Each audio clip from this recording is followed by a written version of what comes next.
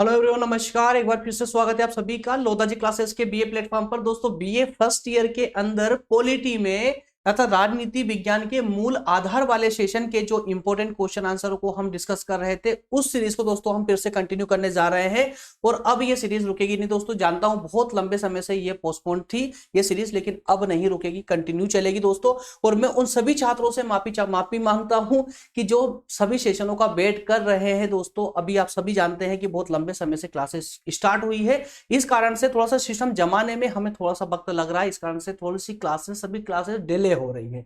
लेकिन दोस्तों, बहुत जल्दी सेशन अपने निर्धारित समय पर प्रारंभ हो जाएंगे। होना आपके एग्जाम से पहले आपका सिलेबस कंप्लीट कराने की जिम्मेदारी हमारी है, हम कंप्लीट कराएंगे। ठीक है दोस्तों, चलिए इसी के साथ में शुरुआत करते हैं अपने सेशन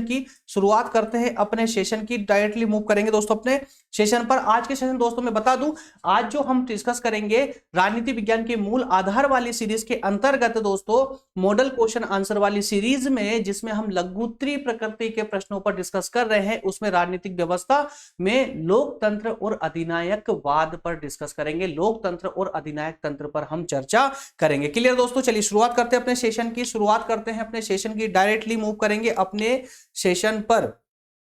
मैं आपको बता ही चुका हूं, लघु उत्तरीय प्रकृति के प्रश्न और उत्तरों पर हम डिस्कस करने जा रहे हैं, जो आपके एग्जाम के लिए बहुत ही इंपॉर्टेंट हो सकते हैं। इसके अलावा राजनीति विज्ञान, लोकतंत्र और अधिनायकवाद वाला आज का हमारा कंप्लीट सेशन है। ठीक है दोस्तों, तो सेशन को कंटिन्यू करें उससे पहले कुछ प्रश्न उत्तर हैं दोस्तों, कुछ क्वेश्चन है, उनको एक बार आप देख लीजिएगा। वीडियो को पॉज करके, रोक करके थोड़ा सा इनको एक बार देख लीजिए, रीड आउट कर लीजिए, खाली समझ लीजिए इनको। ठीक है ना, मैं साइड में हो रहा हूं दोस्तों। वीडियो को रोक रोक करके सभी क्वेश्चनों को पहले पढ़ना जरूरी है, ताकि आपके माइंड में एक फ्रेमवर्क तैयार हो जाए कि आपको कौन कौन से क्वेश्चनों का आंसर इसमें देखना है। ठीक है दोस्तों, चलिए ये 21 क्वेश्चन हम इस पूरी स्लाइड में डिस्कस करेंगे, आज के सेशन में डिस्कस करेंगे। ठीक है, चलिए शुरुआत करते हैं दोस्तों सेशन की। देखिए, जहां पर आवश्यक होगा समझाना, हम वहां पर टाइम जरूर लेंगे, लेकिन जहां लगेगा कि यह समझाने की आवश्यकता नहीं है, उसको हम जो है स्किप करते हुए आगे बढ़ेंगे। वो आप लोगों में ये पीडीएफ प्रोवाइड कर दूंगा, जिससे आप पढ़ के भी आसानी से उसको कंप्लीट कर पाए। और डायरेक्टली आगे बढ़ने का रीजन ये है दोस्तों कि अनावश्यक रूप से सेशन बिना मतलब के लंबा ना हो। चलिए, पहला क्वेश्चन है हमारा, प्रजातंत्र व अधिनायक तंत्र में अंतर बताइए। क्या डिफरेंस है, कि लोकतंत्र और अधिनायक तंत्र में डिफरेंस क्या है, अंतर क्या है। क्लियर है, या तानाशाही, अधिनायक तंत्र को तानाशाही भी कहा जाता है। तो दोस्तों एक बात एक से व्यवहारिक रूप से भी समझ लीजिए भाई, लोकतंत्र क्या है। जिस देश की सरकार, या जो देश लोकतांत्रिक देश है, उस देश की जो सरकार होती है, उस सरकार जो देश होता है, उसकी नींव ही दोस्तों जनता होती है। नींव ही जनता होती है, अर्थात ये कि लोकतंत्र का जो मेन स्तंभ होता है, जो मेन आधार होता है ना, वो जनता ही होती है। जबकि अधिनायक तंत्र में ऐसा नहीं होता है। अधिनायक तंत्र में दोस्तों जिस व्यक्ति का शासन है, उसी की शक्ति चलती है, अर्थात शक्ति इसका आधार होती है अधिनायक तंत्र का। दूसरा है 2 नंबर में, देखिए, प्रजातंत्र में कानून का शासन होता है, लेकिन अधिनायक तंत्र में कानून का नहीं होता, बल्कि जो व्यक्ति शासन कर रहा है उसकी इच्छा का शासन होता है। वो अपनी इच्छा के अनुसार शासन व्यवस्था को संचालित करता है। अगला प्रश्न है, अब्राहम लिंकन ने लोकतंत्र के बारे में क्या कहा है। बहुत ही प्यारी परिभाषा उन्होंने कोट की है दोस्तों, जो कि आज पूरे विश्व प्रचलित है। जब भी कोई संविधान पढ़ता है, जब भी कोई पॉलिटी पढ़ता है, और जहां पर लोकतांत्रिक देश की बात आती है, तो ये बात जरूर आती है कि जनता के लिए और जनता के द्वारा शासन, यही लोकतंत्र है। क्या है लोकतंत्र? लोकतंत्र की सटीक परिभाषा, जनता के लिए, जनता के द्वारा शासन, जनता का शासन हो, जनता के लिए किया जा रहा हो और जनता के द्वारा किया जा रहा हो। क्लियर है, चलिए आगे बढ़ेंगे दोस्तों। नेक्स्ट क्वेश्चन है, लोकतांत्रिक राज्य में प्रत्यावर्तन से क्या समझते हो। एक बार इसको व्यवहारिक रूप से समझ लीजिएगा, ये तो मैं आपको प्रोवाइड कर ही रहा हूं, उसको बाद में पढ़ लीजिए। प्रत्यावर्तन का अर्थ क्या हुआ दोस्तों? प्रत्यावर्तन का अर्थ ये होता, देखिए, ये समझिए कि अब हम जो है अपने देश की ही बात करते हैं। हमारे यहाँ पर चुनाव होते हैं दोस्तों, जैसे कि स्थानीय सरकार के चुनाव होते हैं, विधानसभा के चुनाव होते हैं, लोकसभा के चुनाव होते हैं। तो इसमें लोकसभा और विधानसभा में क्या करते हैं हम दोस्तों, कि प्रतिनिधियों को चुनते हैं, विधायकों सांसदों को चुनते हैं, और चुन करके उन प्रतिनिधियों को हम लोकसभा और विधानसभा में भेजते हैं, ताकि वो हमारे शासन व्यवस्था को संचालित करें। क्लियर है, अब हम इस उम्मीद से उनको चुनते हैं कि वो व्यवस्थित रूप से कार्य करेंगे, अच्छे से कार्य करेंगे, देश और जनता का विकास करेंगे।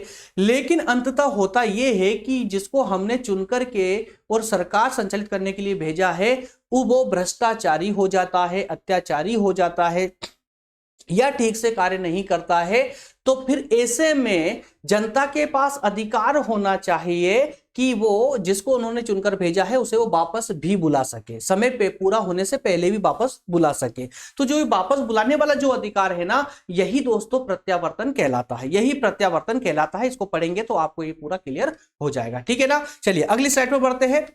नेक्स्ट क्वेश्चन है, लोकतंत्र का अंग्रेजी पर्यायवाची जो शब्द है डेमोक्रेसी, ये किस भाषा के शब्दों से मिलकर बना है वो बताना है आपको, अर्थात कि एक अथवा में है लोकतंत्र क्या है। तो दोस्तों डेमोक्रेसी जो शब्द है, अंग्रेजी का पर्यायवाची जो शब्द है डेमोक्रेसी, ये ग्रीक भाषा के दो शब्दों से मिलकर बना है, डेमोस और क्रेटिया। किससे? डेमोस और क्रेटिया, दो शब्दों से मिलकर बना है, ठीक है, जिसका अर्थ क्या होता है? शासन की शक्ति। ओके, नेक्स्ट क्वेश्चन है, लोकतंत्र के उदारवादी दृष्टिकोण के तीन बुनियादी तत्व।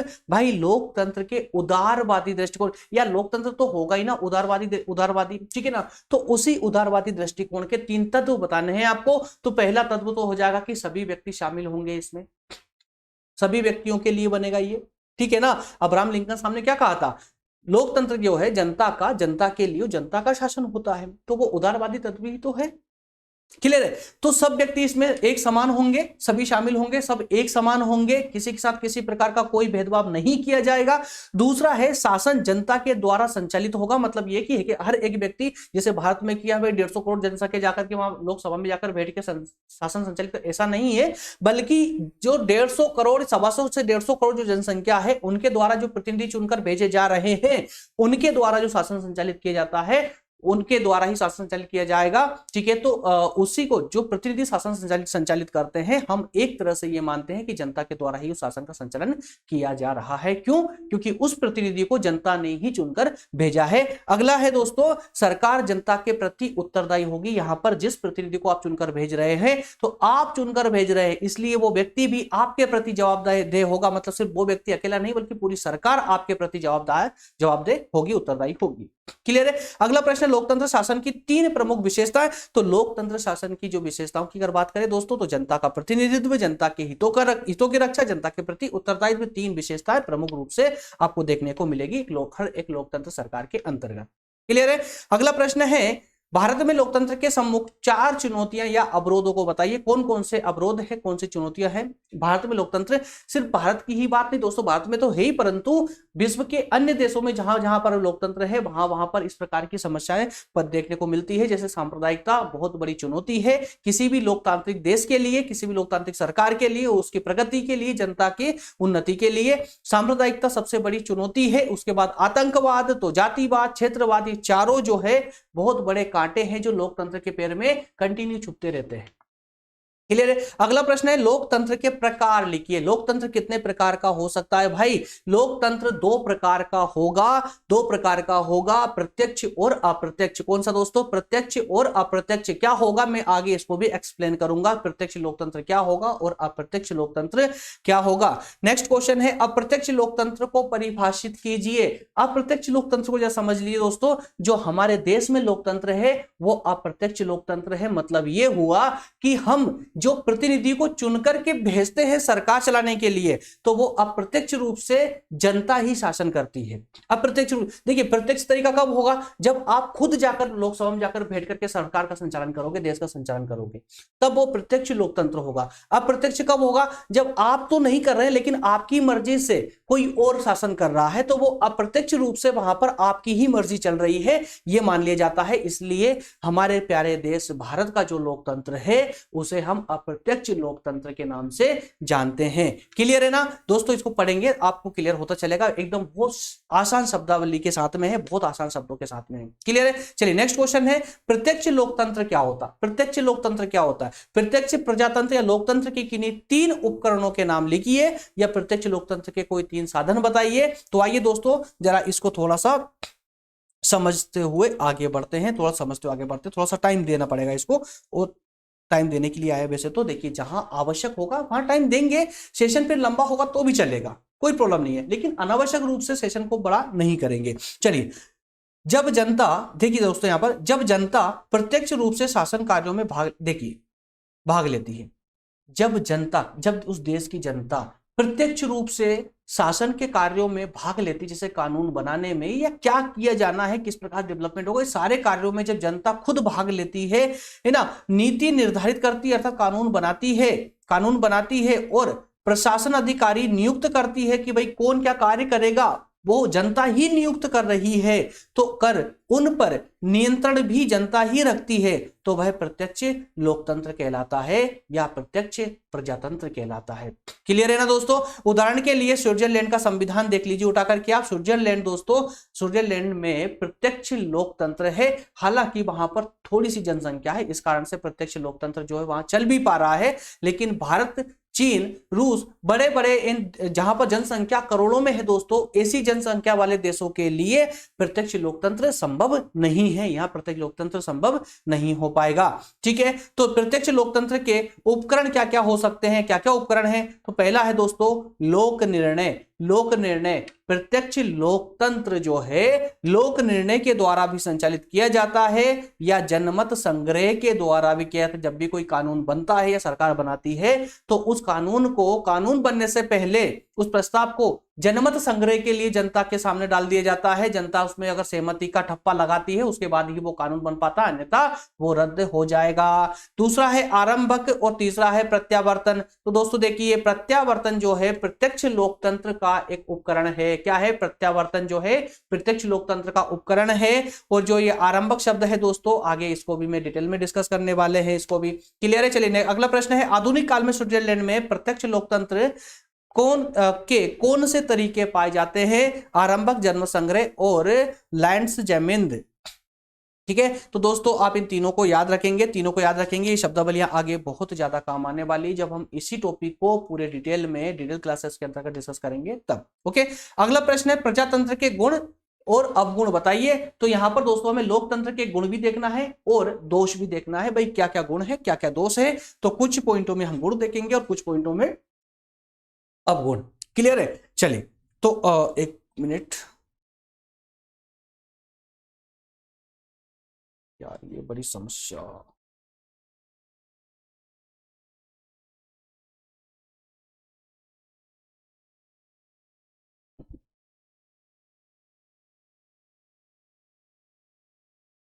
ओके, कैमरे की थोड़ी प्रॉब्लम है दोस्तों, बार बार हैंग कर रहा है, ये कुछ रीजन होगा। चलिए वैसे हम कंटिन्यू करते हैं, जरूरत नहीं हमें कैमरे की वैसे भी। प्रजातंत्र के गुण और प्रजातंत्र के अवगुण। ठीक है, तो प्रजातंत्र के गुणों के अंतर्गत दोस्तों गुण देखिए, जन कल्याण की साधना, जन कल्याण की साधना, जनता, दूसरा है जनता का नैतिक उत्थान, क्रांति से सुरक्षा और स्वतंत्रताओं की भूमिका। तो देखिए, लोकतंत्र में ये चार बातें विशेष रूप से पाई जाती है। क्या क्या? कि जन कल्याण की भावना होती है इस प्रकार की शासन व्यवस्था में। दूसरा है जनता का नैतिक उत्थान किया जाता है, क्रांति से जनता की सुरक्षा की जाती है या स्वतंत्रता पूरी तरह से में प्रोवाइड की जाती है, दी जाती है। ठीक है, और इसके अगर अवगुण की बात करें, दोषों की बात करें, तो अयोग्यता की पूजा की जाती है।